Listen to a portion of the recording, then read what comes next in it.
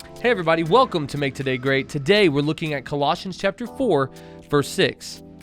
Let your speech always be gracious, seasoned with salt, so that you may know how you ought to answer every person. Now, if you didn't know it, I'm from the South, Alabama to be exact, and every new year there's a bit of a tradition in the South where we bring in the new year with health, wealth, and prosperity.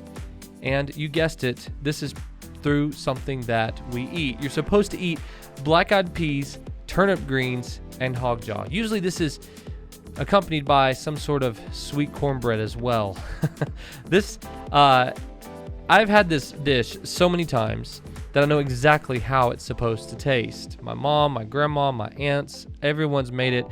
One time I was actually over at a friend's house and his mom made this famous dish, all of these things, and when it came time to eat, it tasted like she put the entire container of salt in the food. All I could taste was salt. I smiled, I choked it down, but I had to drink a ton of water after just to get the taste out of my mouth. It was, not great. So here's a question. How many times have you been guilty of saying something that you shouldn't have? I've done it more times than I can count.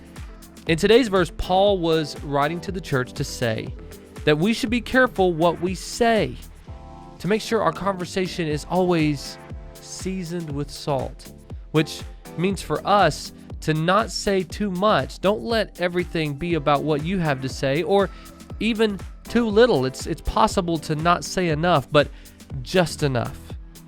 It's important that we have peace with all men and with God.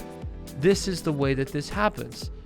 By knowing the answer to every single person, knowing what to say and when to say it. And if you don't know how to do this or even where to start, take time today to ask God to help you. Write down ways that you've seen yourself say a little too much sometimes, or maybe times that you should have said more.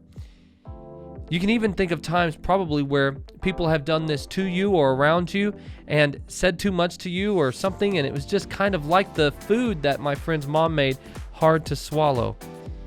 Think of ways that you can remember to let your life be seasoned with salt. You won't be disappointed that you did. Hey, thanks so much for watching this episode of Make Today Great. I hope that it inspired you and maybe even made you think a little bit. Be sure to like the video down below, subscribe, and hit the notification bell so that every single time a new video comes out, you'll be notified. I'm so excited to be on this journey with you, and I'm honored that you would come along with me. Make today great. I'll see you tomorrow.